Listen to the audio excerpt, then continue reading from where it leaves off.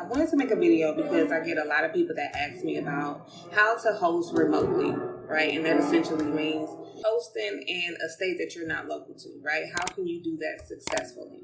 And I want to give you a few tips on how you can do that. There's a lot of people that actually want to start their business out of state or in another state that they're not actually in right now. And so in order for you to actually do that successfully, I would definitely suggest going out to the area, kind of taking a survey, just kind of getting a feel, a lay of the land, right? Driving around, seeing what's in the area. I would suggest you do that like before you actually sign a lease. If you cannot go down the first time, send someone, right? Send someone down to kind of do a tour once you've decided on that property and it's a go for you, right? They accept your business model. Have someone tour it for you or do a virtual tour. Ask questions of the leasing office and staff. Once you actually sign your lease and you get a date, go down there. Go down to your unit and with the expectation that you're going to interview cleaners. Interview them, do a little orientation with them, and then also ask them if they have other resources for you, like handyman or maintenance man. Maintenance can absolutely fix like electronical things or things that are going wrong with the apartment, right? That is kind of wear and tear from just being in the apartment. But things that go wrong with your furniture, you need a handyman. So let's say your bed breaks or your sofa breaks or something happens like that. If you have a handyman on speed dial, you can just call them up and have them go look at it, right? Versus you freaking out, not knowing what to do, and you got to get on the plane and go down there, right? Because then you're going to be spending a lot of extra money that you may not necessarily need to spend, okay? So that's one. And when I say interview your cleaners, talk to them. Do you plan on growing in that city? How many units do you plan on getting? Do they have a team? Is it just them, right? Are they able to do same day turnovers? Are they able to take last minute bookings, right? Ask these questions because if you assume, you're going to put yourself in a very tight spot. I've learned, y'all, from being in this industry and going through it. If you don't ask questions, you assume, you make an ass out of yourself. I promise you. I literally had cleaners that are like, I make my schedule a week ahead of time. And so if it's not out there for me to accept it, I'm not accepting it. And it's just like, oh, well, happen in real life, right? I've had cleaners sign up for jobs and then ask to be taken off jobs. Hey, it's too loud, buddy. Right? So ask the question, is it just them cleaning? Do you have a team of people that you work with? I interview them. Go down your list of things that you need to ask. And when I say do orientation, bring them to your unit. Maybe you want them to clean, maybe you don't, right? But bring them to your unit, show them your unit. This is how I like my unit to be set up. This is where my owner's closet is. This is the amount of toiletries I like to be left out. If I have a long-term stay, this is the amount of toiletries I like to be left out. Maybe that number doesn't change. I don't know.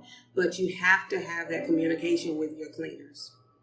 Let them know your expectations and they can tell you their expectations as both of you work, two business owners working together, right? And then ask them if they are willing to do extra tasks.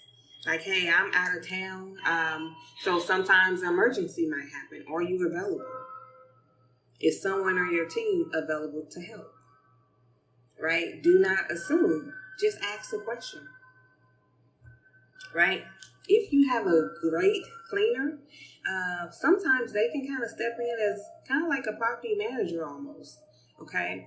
Another thing I would suggest is doing random checks on your unit. So just randomly popping in when you got time and some money to go check on your unit. Just randomly. Right? That is something that we have implemented in our business because we have worked with some cleaners for a very long time. And sometimes people start to slack. As you grow, people are not prepared or ready for your growth. And so instead of them growing with you, you're growing and they're still here, right? They're kind of stuck here. They don't have the extra staff that's needed. They haven't hired the extra staff. And so you're growing and taking on more units and they're just taking on all the units and they may not be able or equipped to grow with you. Just start doing random checks, checking your units. If something is wrong, bring it to their attention, right? Have a system in place. Let people know, like, hey, I've raised this issue with you. If it happens again, I've raised this issue with you. Right? If you even want to give people 3 strikes, right? So have some type of system on where you check your units, right? Or your cleaner or your property manager. And even if you have a good relationship with your cleaners, you have to understand this is business. So it can't be emotional. As a nurse, I still struggle with that. I'm like, they're so nice, and you don't want to let people go. You don't want to fire people. But this is business. You have to do what is best for your business. You have to do what's best for your customers and your clients. And so if a relationship is no longer serving you, if it's no longer mutually beneficial, be okay with that and be okay letting it go. Be okay letting it go, right? Don't be afraid to have those hard conversations.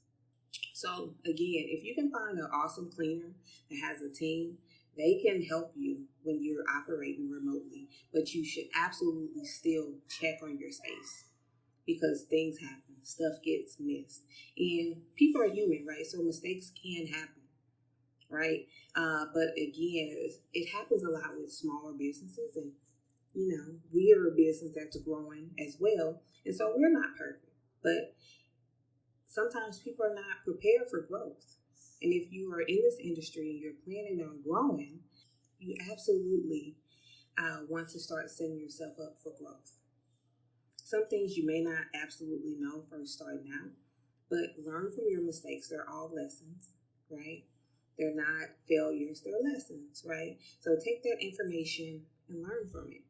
And you can pivot and you can change and you can implement different things in your business as you go along. Because I promise y'all, we have learned so much.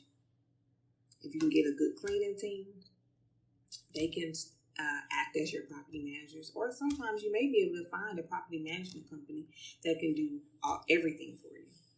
We just found an amazing property management company down in Houston. So if you're local to Houston, if you're not local and you got units there and you're thinking about getting units, we got an amazing connection for property management and like co-hosting. So let us know. I'll put you guys in contact with them. But you will rely heavily on your cleaners.